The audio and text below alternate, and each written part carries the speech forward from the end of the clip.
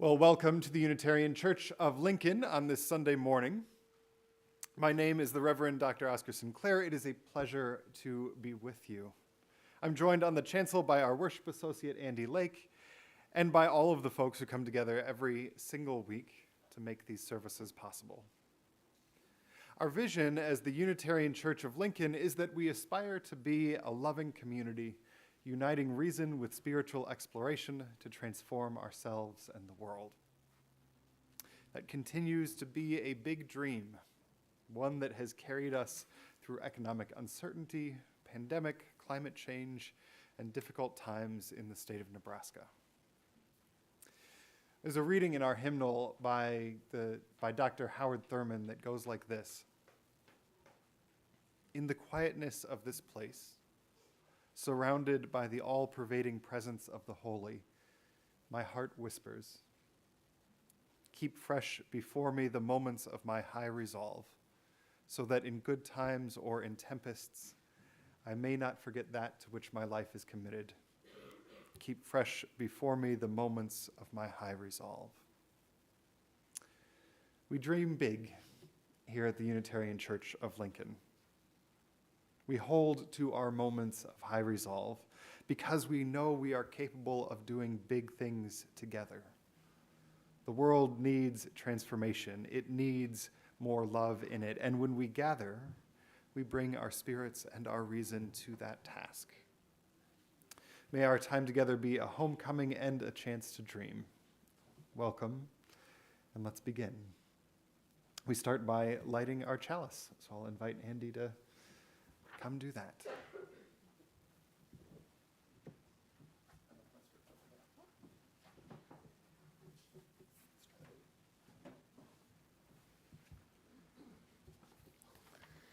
Our chalice lighting today is called Thresholds by Arlen Goff.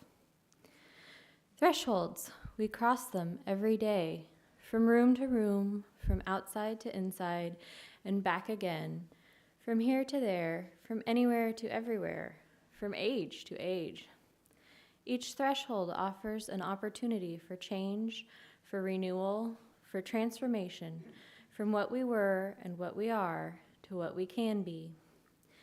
In this hour and in this place, we cross the threshold from our day-to-day everydayness into space and time attuned to the other, to the sacred, to the holy, into an awareness of new life, pregnant with possibilities. How will we be renewed in this moment? How will we be changed by this hour? How will we be transformed through this gathering of beloved community? Come, you longing, thirsty souls. Come, let us worship together.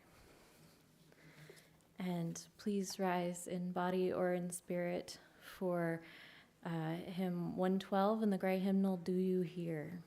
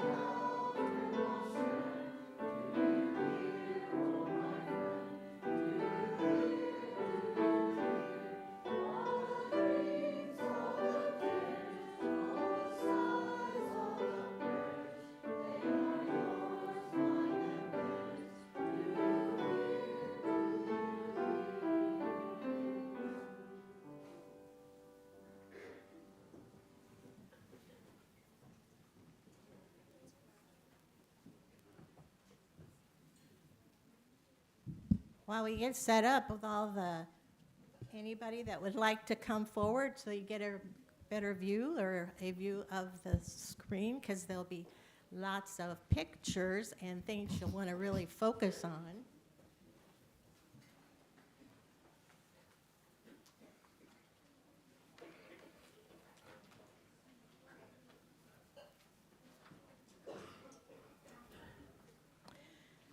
Okay. How many recognize this book? Well, good. I'm not reading that today. Instead, I am telling you a story about all the places you'll go in the Unitarian Church, a transition story.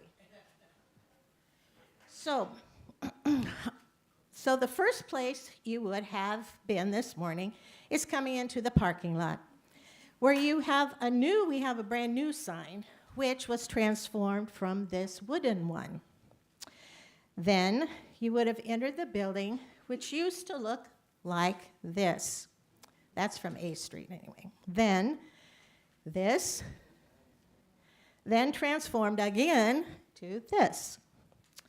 When you came in the building this morning, you would have passed by our church office, which probably had the biggest transformation for years ago when it looked like this. Then you made your way into what we call the gallery, which used to have a big fireplace right in the center.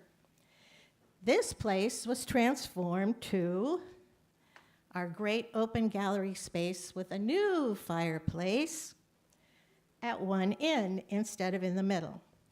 Now, I need you all to turn on your memory banks, okay? And I want you to look at the wood on top of the fireplace and put that in your memory. You got it? All right.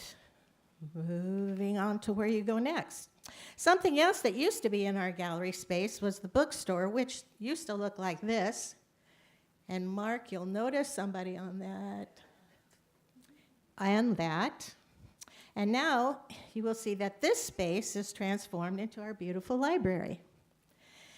At this time of year, you might have seen all the donations for the annual church auction. You knew I need to mention that. That's one way we used to do the auction, which we have transformed to an online auction, which hasn't transformed to the need for donations, like a meal, event, a service, an item, or a theme bag, so we can have plenty for people to bid on April 14th. That was our commercial break. Moving on. The next place you would go is the sanctuary, which had a few transformations. What do you notice in the corner of the sanctuary? What's there? Way in the corner. This would be that corner. A tree, which is now transformed itself by growing way too big to fit in that corner. So now it is in our gallery. Now, yep, do you notice anyone in that picture? You might know who it is. I do. Who is that? There is Mama, Buddy, and Uncle Dan. That's right. There's Chelsea and Danny and Beryl. Now, do y'all like the soft, cushy chairs you're in right now? Well, those chairs transformed from black fiberglass chairs that sometime would have a crack and pinch your behind. Then we had the blue chairs, which we still have, which were much better. Now, from the sanctuary, you go to your classrooms, which are the result of the biggest transformation of all. The hallways were very narrow and often called, now, I did not come up with this term, actually a present board member did, but it was called, and I had permission from Reverend Oscar, I could say this, two-butt hallways. They led to drinking fountains and the men's bathroom and the women's bathroom. Now, I want you to look at the curtain that was really a sheet. That sheet was saved for a long time until I decided that this piece of church history should be used, so it was transformed to aprons for Barbara, Joanne, Karen, and Jackie, our terrific kitchen clean crew. The gathering place was bigger. We could even do maple. And the classrooms weren't as big or as warm.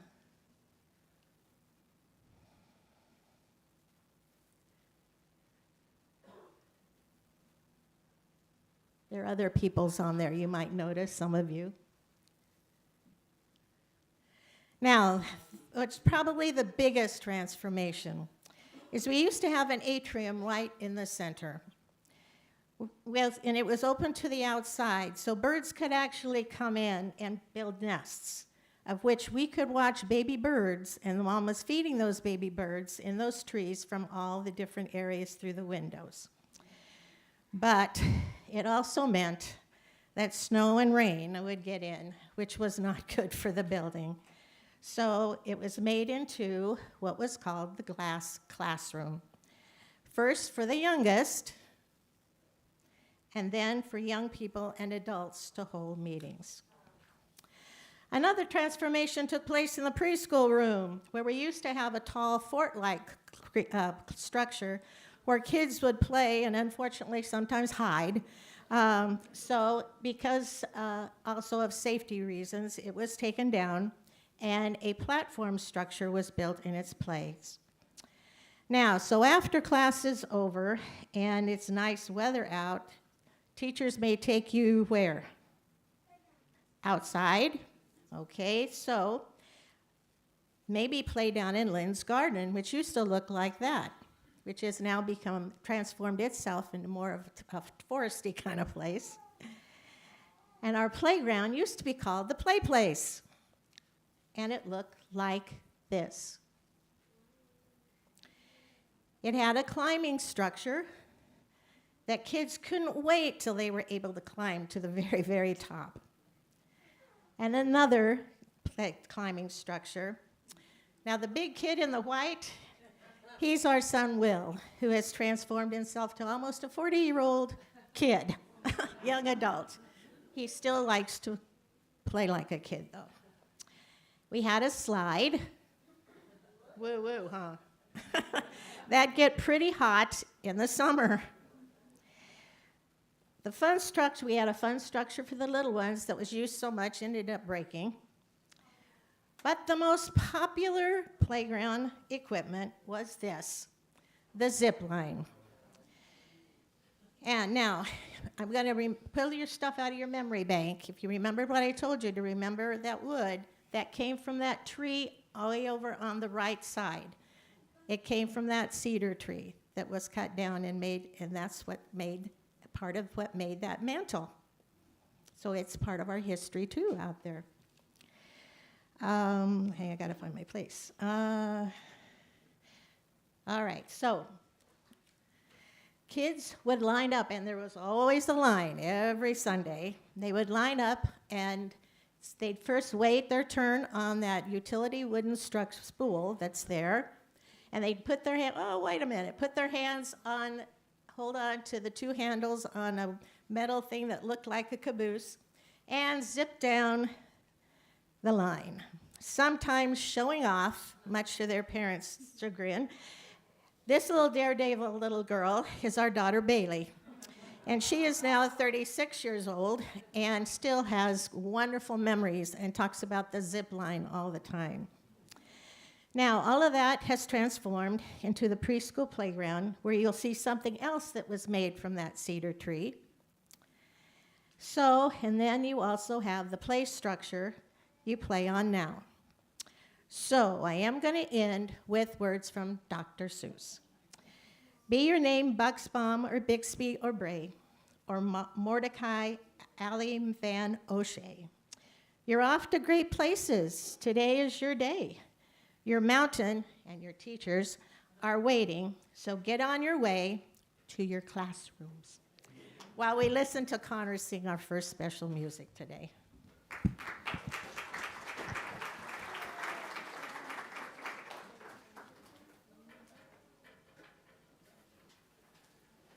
Before Cooper joins us,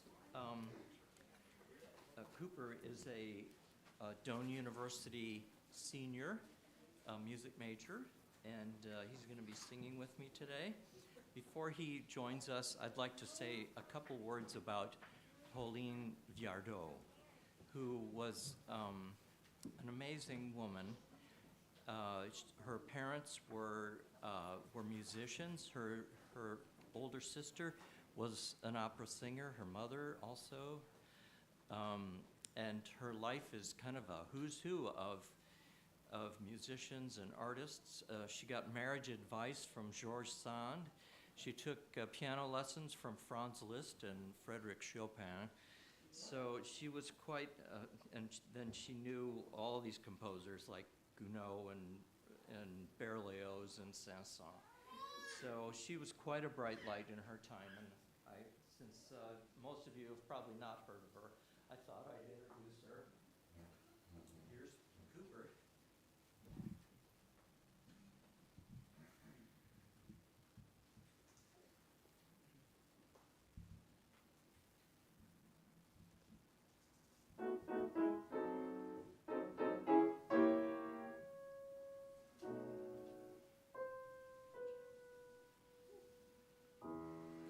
Dans ce vieux livre, l'on oublie, fleurs sans parfum, mais sans couleur, mais une étrange rêverie, quand je te vois, emplit mon cœur, mais une étrange rêverie, quand je te vois, emplit mon cœur.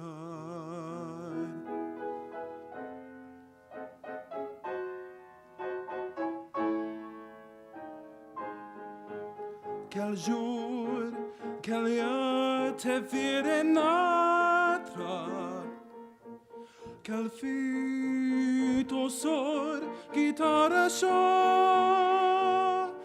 qui sait, je l'ai connu peut-être, ce dont l'amour te conserva. Rappelles-tu, rose flétrie, la première heure, les adieux, les entretiens dans la prairie ou dans les bois silencieux.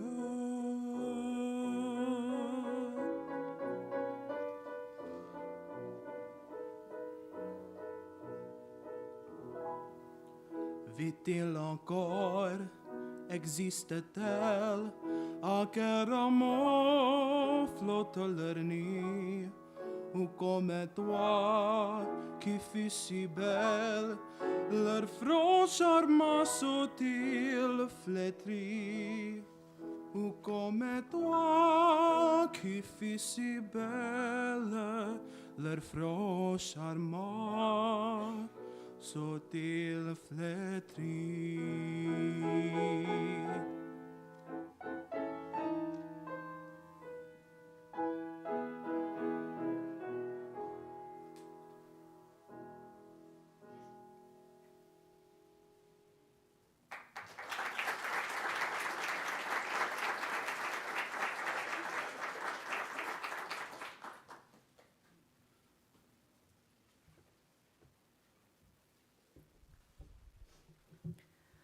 I'm Kim Zeman, a member of the Board of Trustees. I want to offer a special welcome to those of you who are visiting for the first time. Please join me for coffee and conversation in the gallery after the service. I have a few announcements to share as our church community extends beyond our Sunday service. Please join us for the third Thursday evening service in person and online this Thursday at 7 p.m. This will be an evening of music and spoken word with Reverend Dr. Oscar Sinclair, joined by the A Street Band, led by Dr. Bob Fusen. Then, on Friday night, we will hold our monthly coffee house game night. This is a great way to get to know like-minded folks in our community. We always have plenty of snacks and games, or you can bring your favorites. Jean and Wendy will be our hosts this month.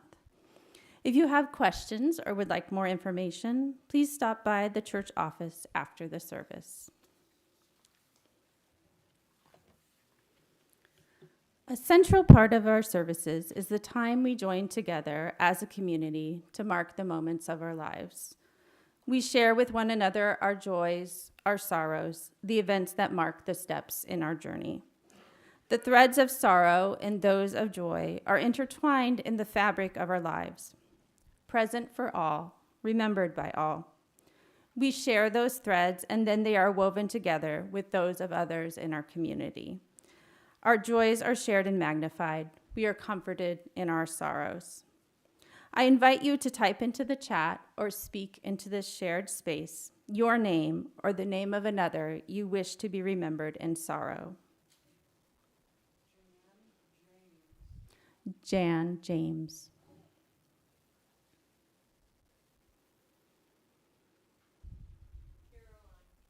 Caroline.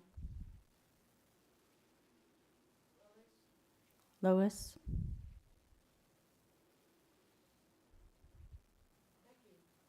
Becky.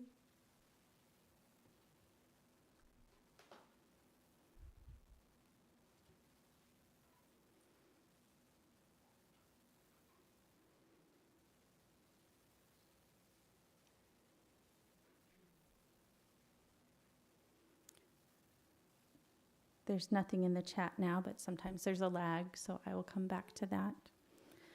I now invite you to type into the chat or speak into this shared space your name or the name of another you wish to be remembered in joy.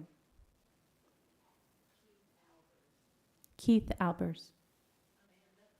Amanda. Mary. Ashley.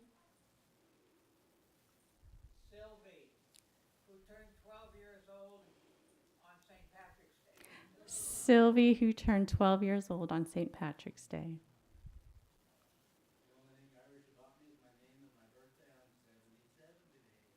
77th birthday.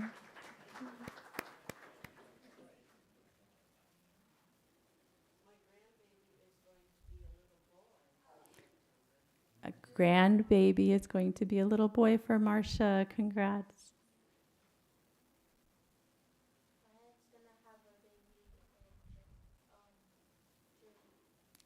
Aunt having a baby in June. Yes. Right.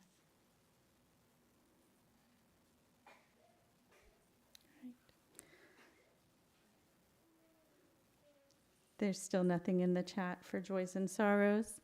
But we know too that there are some joys, some sorrows that are yet unspoken but still deeply felt. Let us hold a moment of silence for everything unspoken.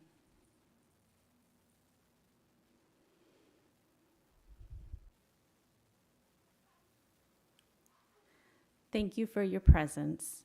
Please stand as you are able and join me in singing hymn 196, Singer of Life.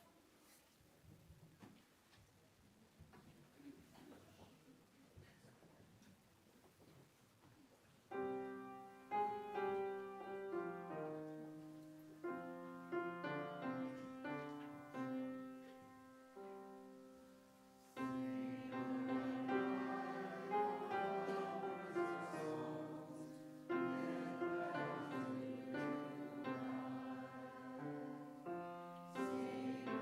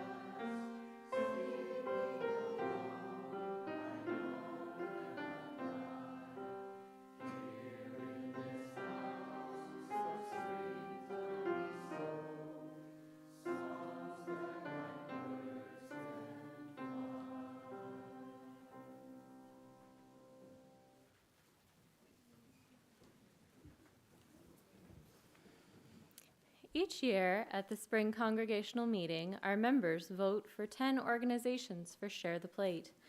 The Share the Plate recipient for March 2024 is the Malone Center. Please help me welcome Christiana Vermeline, who will tell us more about their work.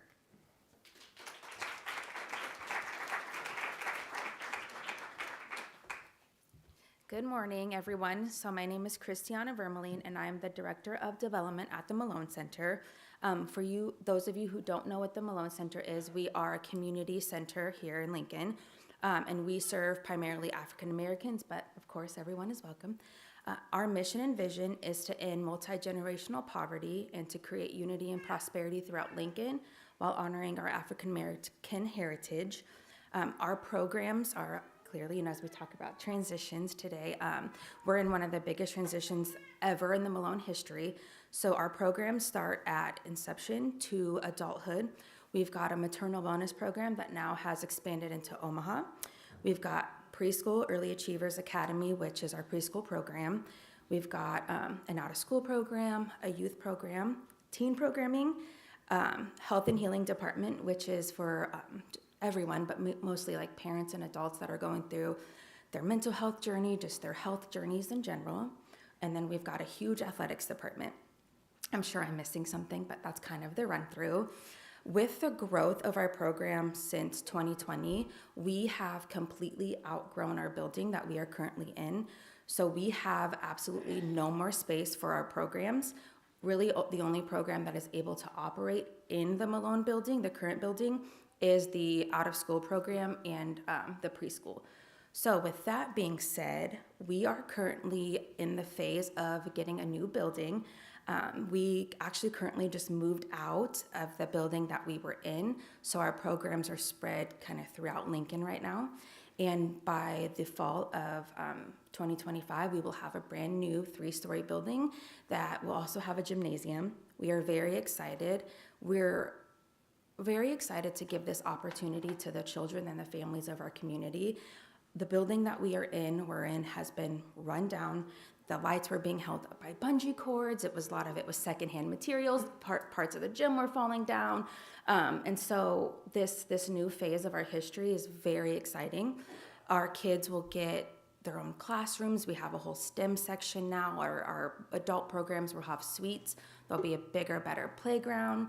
And so we're really excited to give this opportunity to our families and our youth to show them that they are deserving, they are worthy, and this is what we can do for you and what we'll always do for you.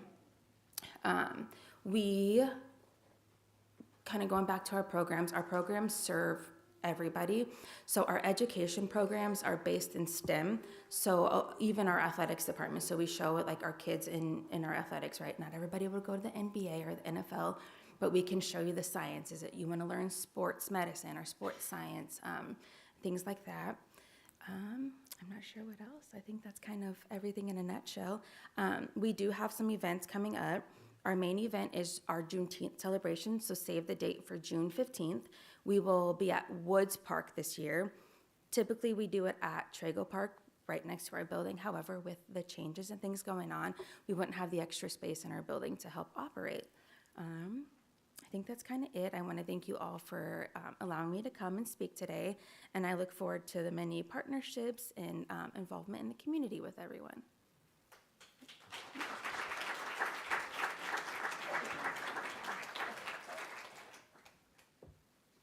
Thank you, Christiana.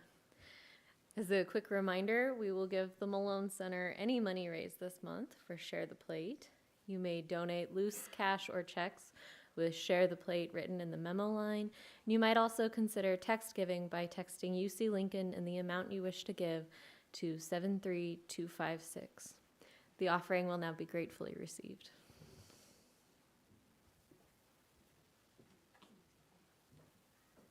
Next, Cooper and I will be doing 2 songs from Dichterliebe, a 16-song cycle on poetry by Heinrich Heine. For these 2 poems early in the cycle, the poet is totally enthralled and enchanted by his beloved. And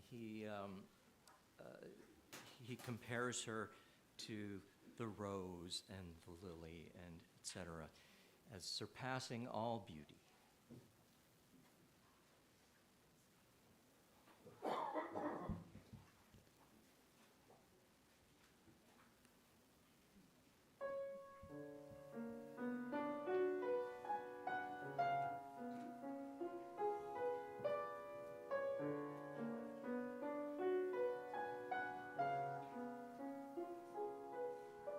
Im wunderschönen Monat Mai, als alle Knospen sprangen, da ist in meinem Herzen die Liebe aufgegangen.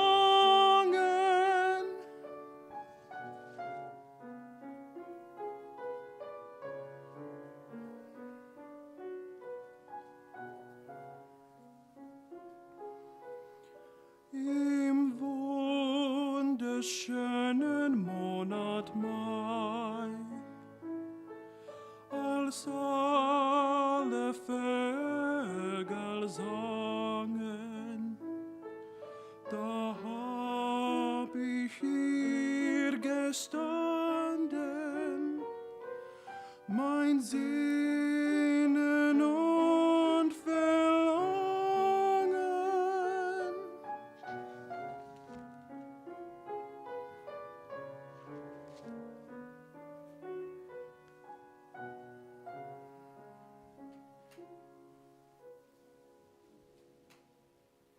Die Rose, die Lilie, die Taube, die Sonne, die lieb ich einst alle in Liebeswonne. Ich lieb sie nicht mehr, ich liebe alleine, die Kleine, die Feine, die Reine, die eine, sie selber alle Liebe wonne. Ist Rosen, Lilien, Tauben, Sonne. Ich liebe alleine, die Kleine, die Feine, die Reine, die eine, die eine.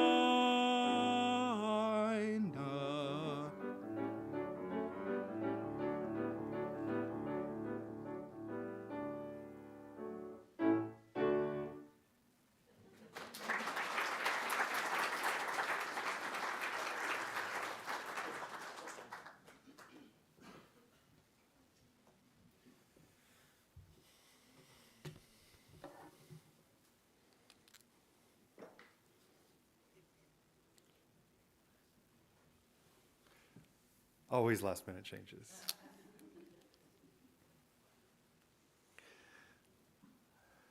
So, what makes a church a church? It's the question to start with today. Particularly a Unitarian Universalist church, what does the actual noun there mean? Church. We talk about coming to church as a location on a map. But we spent too long in the last few years saying the church is not the building at the height of the pandemic to start there, exactly. A church is a group of people, a congregation, as much as it is a building. So you could start then with the congregation. There are any number of Unitarian Universalist institutions that have, at some point in the last 50 years, substituted congregation for church in their official name. Before I came here, I worked for the Unitarian Universalist congregation at Shelter Rock, and if you call it the Unitarian Universalist Church at Shelter Rock, they will not invite you back a second Sunday.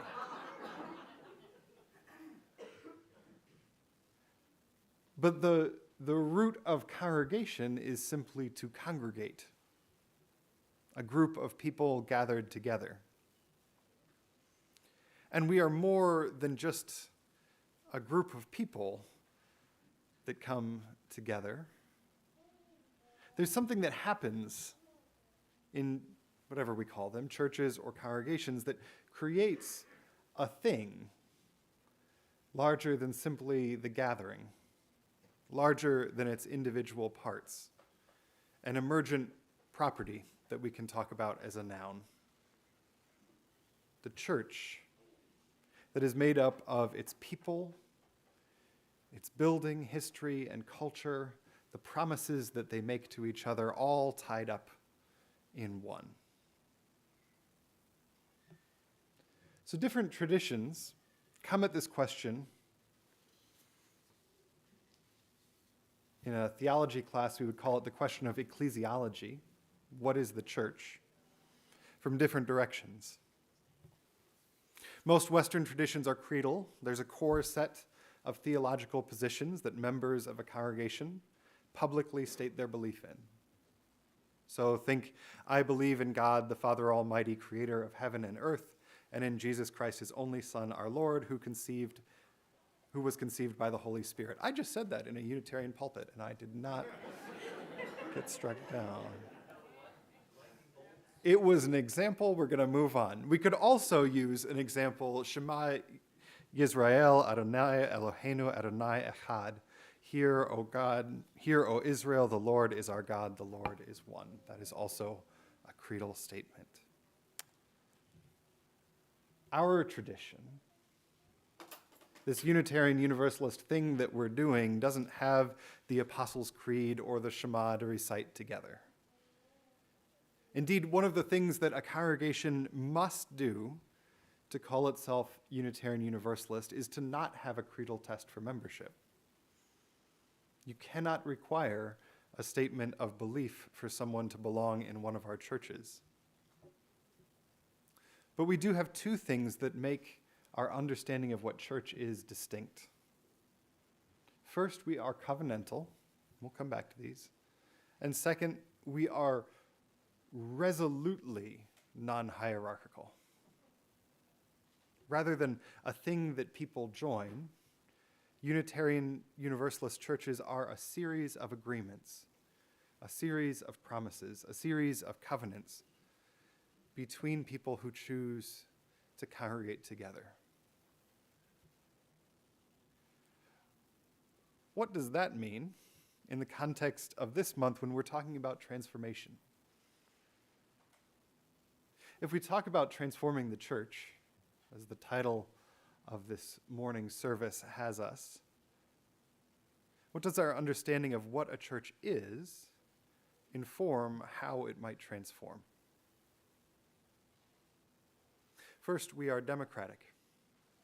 Our highest form of authority in this particular tradition is a local church voting. So transformation will not come from a papal encyclical delivered from on high. It won't come from UUA headquarters at 24 Farnsworth Street in Boston.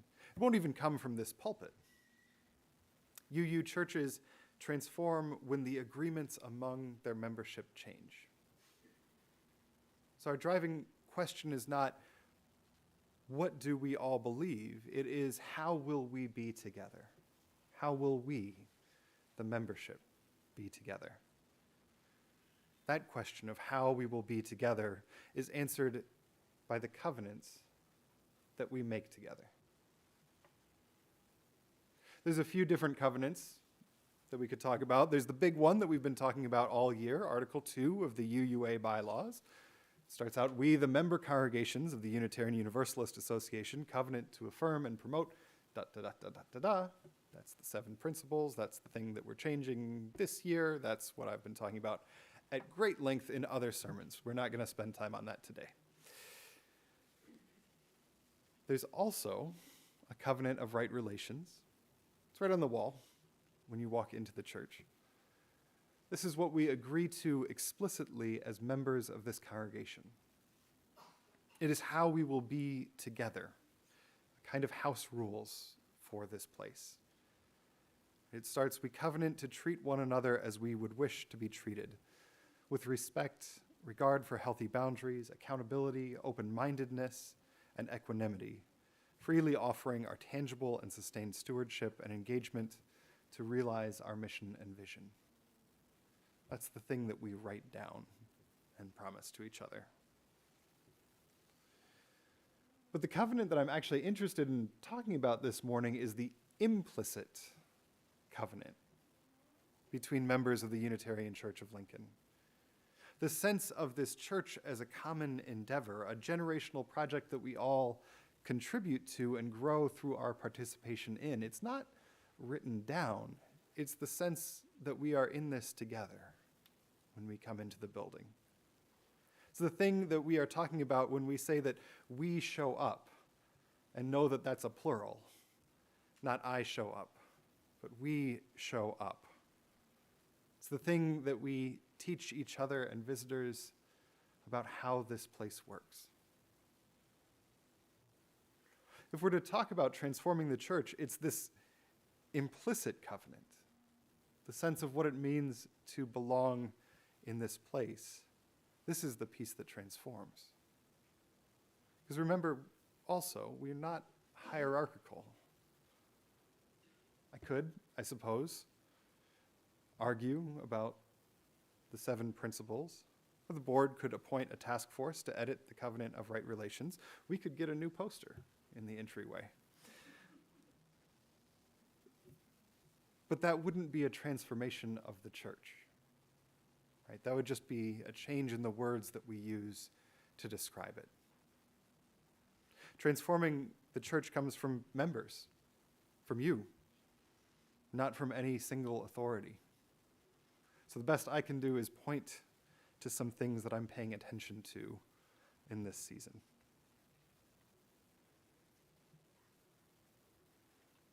So let's start out with what's working well. This church shows up in the community and for each other. This is a remarkable, durable part of the congregational culture of the Unitarian Church of Lincoln. I have watched, excuse me, for years, every single time when there is some ask for all of you to turn out to help, how many of you show up? From General Assembly to memorial services to organizing and marching, this is the thing that we can absolutely count on at the Unitarian Church of Lincoln. If we say we need our folks here, oh, they will be here, sometimes with fruit snacks. It is a remarkable thing to watch. Yeah. Anytime we ask for Unitarians in Lincoln to be somewhere, we need to be ready for half the congregation to show up. This is also a church with a relatively low conflict, low anxiety leadership team. And every year I've been here, between 3 and 4 board members have been elected. Most then finish their terms and new folks cycle into leadership. Do you have any idea how rare that is? In Unitarian Universalism, do you have any idea how rare that stable of a transition plan is? No. Okay. 90% of church members are members of one church for most of their life. That's unbelievably rare. That never happens. I'm going to move on because this point is not actually working. Know that it's a thing that I treasure because often when board leadership transitions fall apart, then the minister loses his hair, and that's a sad day for me.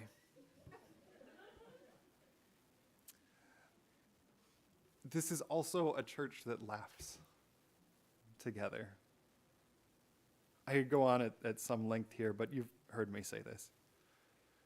The world is complex, beautiful, heartbreaking, and a church that can encapsulate all of that and still laugh together on Sunday morning is a gift to everybody that is in it.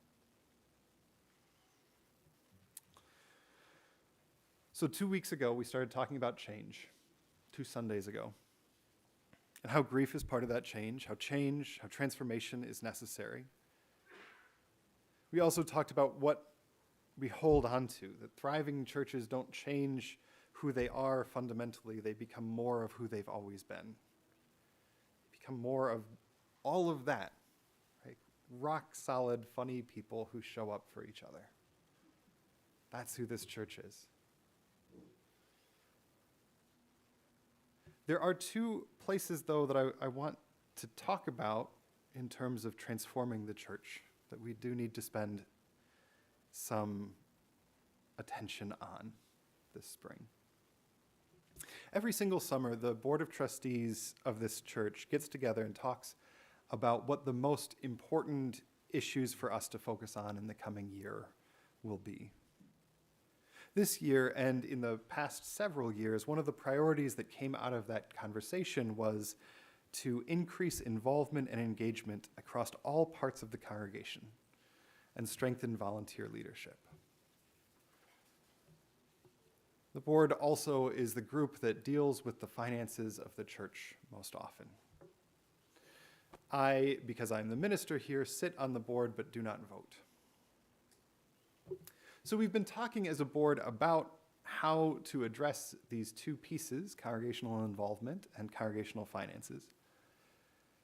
And so please understand the next few minutes of this sermon as part of a conversation that's been going on for months at the board level, and that will continue with the whole congregation at our town halls, but that in my role I can contribute to in this way, right, with this pulpit on a Sunday morning.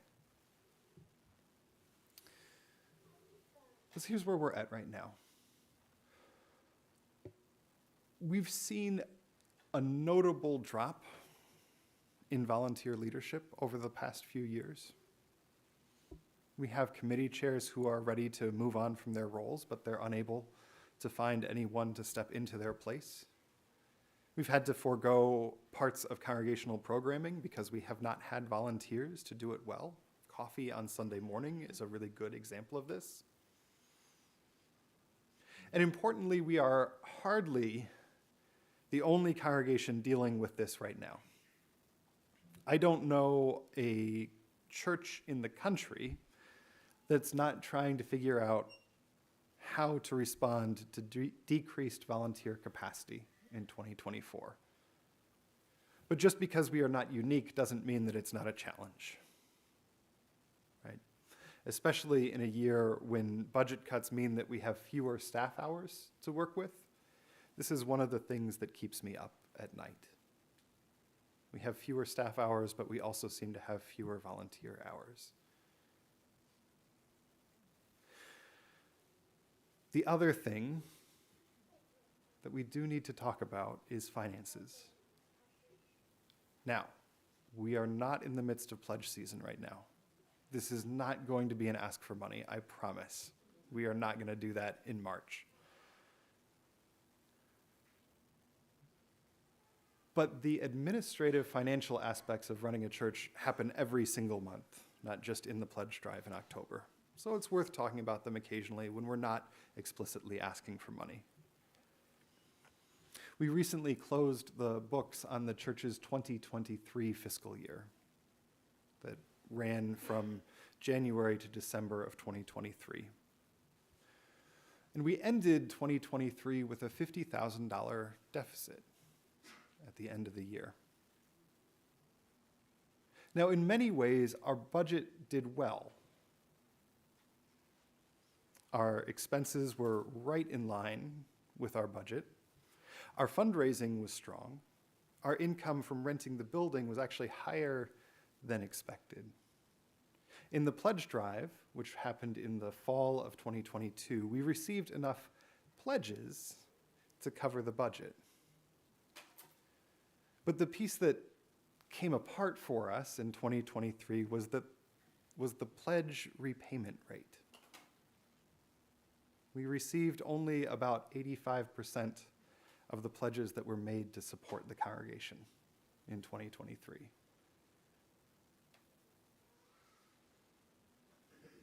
And this is a genuine mystery.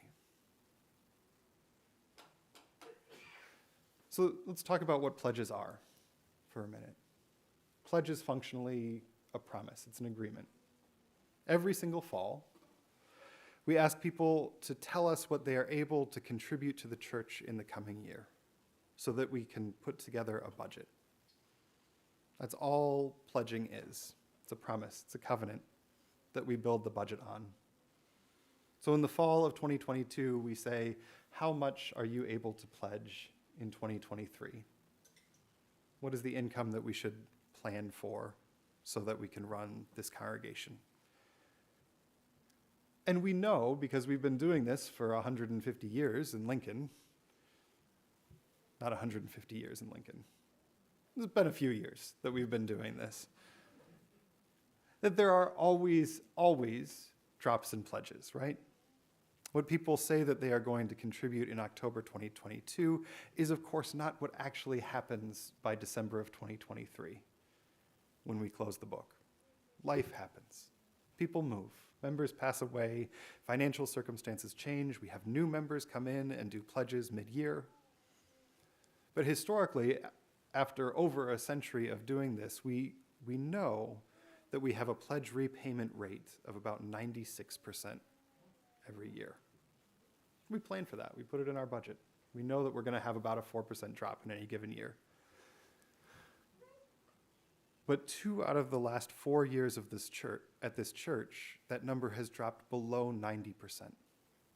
We planned for 96%, and 2 out of the last 4 years, it's dropped below 90. That makes budgeting difficult. And the cause of this is a genuine mystery. I can guess. I will in a minute, because I'm a preacher with a pulpit.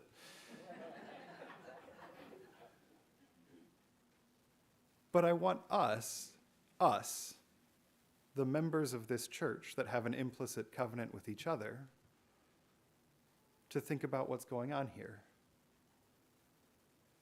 Because unlike volunteer hours, this is a problem that's not actually shared with other congregations.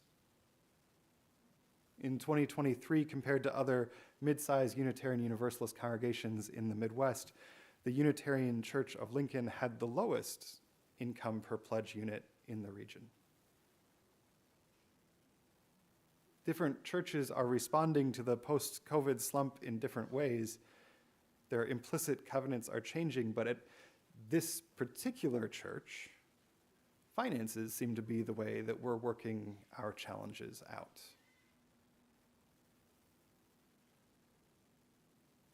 Now, I really want you to hear me on this. I'm not saying this as blame. I think you cannot think of yourself in my position and come up here and shame the congregation you serve, right? That's just not going to work. That's a quick way to end trust between a minister and a congregation. But 2 Sundays ago, we talked about how we don't get to skip over hard truths about where we're at right now, right? As we talk about change and transformation. And that is as true about local congregational finances as it is about national religious education enrollment. The numbers are there. So we're not served by pretending that they're not there. We're served by saying, here's what's going on, how are we going to respond to it? Does that make sense? I really don't want the conversation after service today to be about who pledged what last year, because I don't think that this is a financial problem. I think that this is a common endeavor problem. So here's my best guess, how I imagine a little bit of what happened. This is one possible story, but it is not a sure one. And each of you may have possible stories as well. But the possible story that I've sketched out in my head goes a little like this. About 10 years ago, the members of this church peaked in their involvement.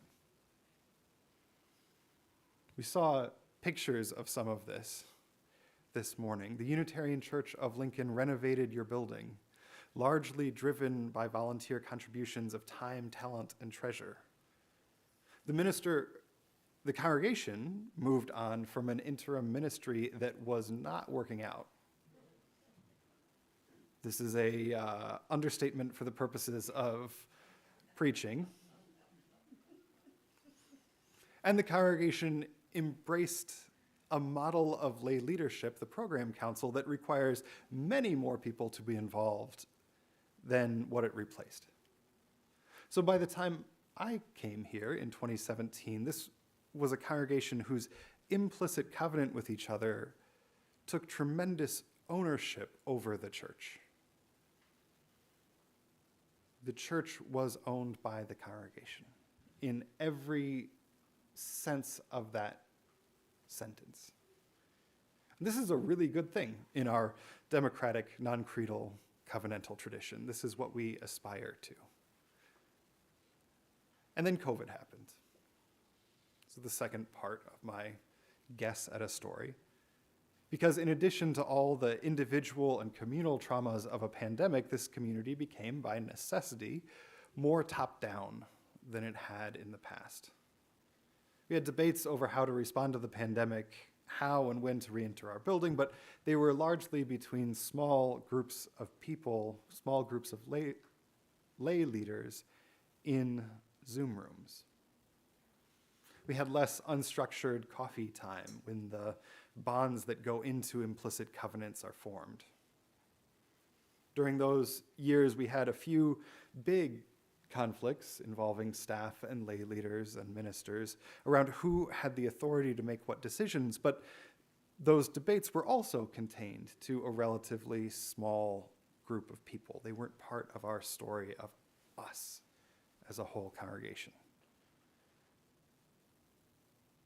So I wonder if part of what's going on with church finances right now is that in the last 5 years, since 2020, the sense of congregational ownership over the church, this idea of the church as a common endeavor, has diminished.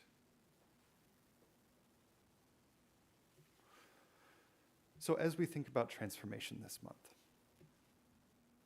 this is my challenge to the congregation. How will you transform congregational culture? Because nothing that I just said is written in stone. This is all, at best, sketched out in pencil on paper that will dissolve if it hits water for a moment. This stuff changes fast. And it is up to you to change it. How will you, the members of this church in this non-hierarchical system, build your implicit covenant with each other? This sense of the church as the thing that you are all building because you all participate in it. Now, there are some ways that you don't have a choice in this, right? This is not an all good news sermon.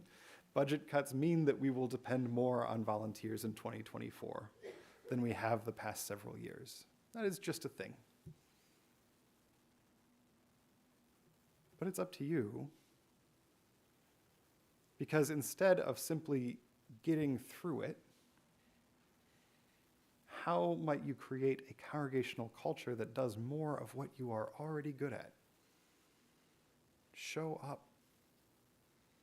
Do this thing. Take ownership over the church. Laugh together. You can do that.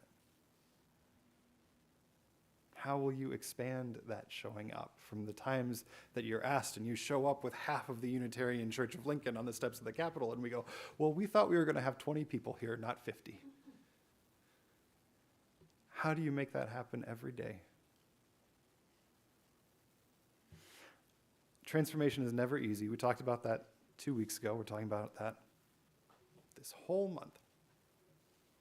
Next week, I'm going to talk about transforming the world, which is in some ways a more comfortable sermon. And in some ways, it is amazing that at a Unitarian church, talking about changing the world is an easier sermon to give and to hear than one about how we might change the culture of the church. But you can do this. This congregation can thrive. It does. It will. It is. That's the commitment that you can make to each other. So, our closing hymn is number 118 in the gray hymnal, This Little Light of Mine. If you would please rise in body or in spirit and join in singing.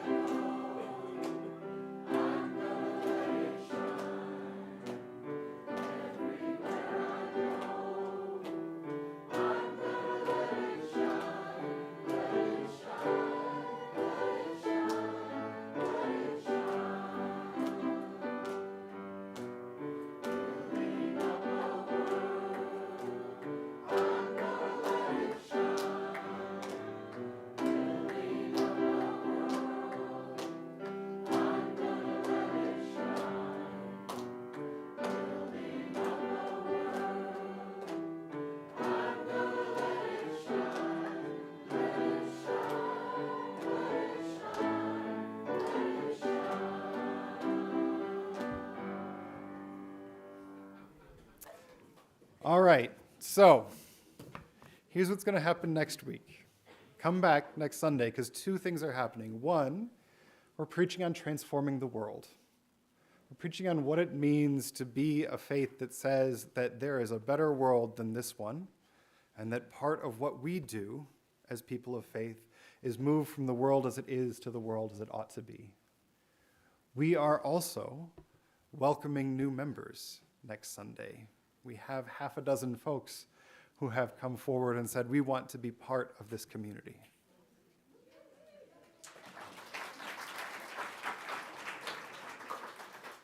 So the reason that we have this conversation that we had today and that we'll have at the town halls is because what we do here is so important, because of what we're going to do next Sunday.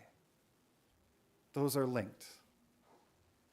The health of this place and the promises we make together are what allows us to move towards the world as it ought to be and welcome new folks into the community. So in that spirit and in that hope, go in peace, go in kindness, and go in faith. Amen.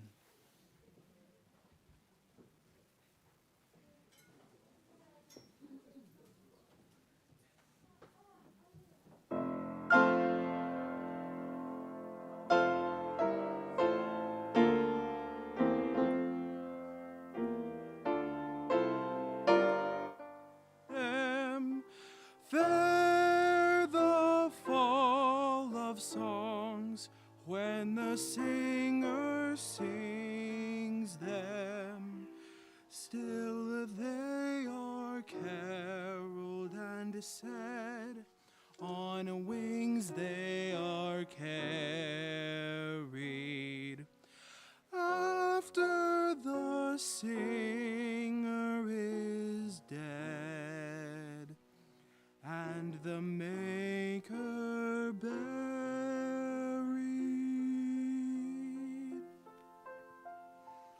Lo, as the singer lies in the field of heather, songs of his passion bring the swains together. And when the west is red with the sunset embers, the lover lingers and sings.